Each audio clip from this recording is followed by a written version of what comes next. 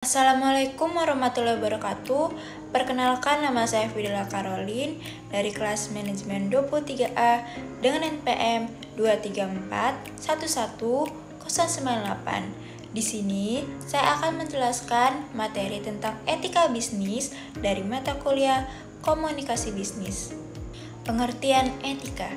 Etika yang ada dalam dunia bisnis adalah sebuah pengetahuan seseorang tentang bagaimana cara yang ideal untuk mengelola bisnis yang berdasar pada norma moral secara umum. Teori etika bisnis. Teori etika bisnis secara umum, teori ini memang berbicara tentang bagaimana perilaku berbisnis yang baik dan sesuai dengan norma. Akan tetapi, ada 4 teori besar yang juga dipelajari dalam konsep tersebut. Baca selengkapnya tentang penjelasan 4 teori etika dalam bisnis berikut ini. Yang pertama, teori keutamaan. Teori pertama adalah tentang keutamaan, memandang bagaimana seseorang bersikap. Perilaku atau sikap baik seseorang akan menciptakan watak dan karakter yang baik secara moral juga. Yang kedua, teori hak. Seperti pembahasan etika pada umumnya, teori hak berbicara mengenai sesuatu yang pantas dan harus didapatkan oleh seorang individu. Sehingga, jika dilihat dari segi bisnis, segala keputusan yang diambil perusahaan tidak boleh melanggar hak seseorang. Dan yang ketiga, teori deontologi. Teori deontologi dalam etika bisnis menekankan tentang kewajiban seseorang untuk berperilaku sesuai dengan tanggung jawab yang diberikan. Yang keempat, teori teleologi. Kata teologi berasal dari bahasa Yunani yaitu telos, yang berarti tujuan atau akhir. Teori ini menganggap bisnis etis adalah yang berhasil menciptakan keseimbangan dengan baik hingga pada tujuan akhir, sehingga dalam kata lain, teori ini mendasarkan konsep kebaikan. Prinsip etika bisnis. Selain 4 teori besar tersebut, ada pun prinsip etika yang harus dijalankan selama penerapannya. Yang pertama, otonomi.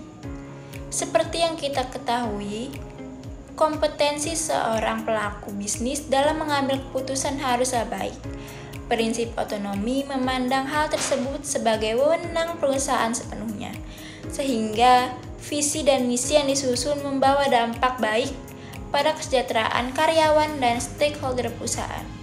Yang kedua, equilibrium. Berhubungan dengan otonomi pelaku bisnis, segala keputusan yang diambil juga harus seimbang. Dalam kata lain, perusahaan tidak boleh berat sebelah dalam memutuskan sesuatu, misalnya memberi upah sesuai kontrak dan kontribusi kerja karyawan. Yang ketiga, free will atau kehendak bebas. Kehendak bebas yang dimaksud adalah kesempatan rata yang bisa didapat individu. Seluruh pelaku bisnis memiliki porsi yang sama sesuai dengan potensi mereka. Tidak boleh ada batasan hanya demi kepentingan satu kelompok saja. Dan yang keempat, responsibility. Sebelumnya, pada teori deontologi, dalam etika berbisnis juga membahas tentang responsibilitas pelaku usaha. Jadi, di samping menerima kehendak bebas, segala perilaku atau tindakan yang diambil harus bisa dipertanggungjawabkan. Faktor yang memengaruhi etika bisnis. Melihat banyaknya pelanggaran etika yang terjadi antara perusahaan dan stakeholder, memunculkan asumsi bahwa ada hal-hal yang mengaruhi etika bisnis. Berikut ini beberapa di antaranya. Yang pertama, pressure yang didapat karena persaingan kompetitor. Yang kedua, kondisi ekonomi. Yang ketiga, kesalahan operasional.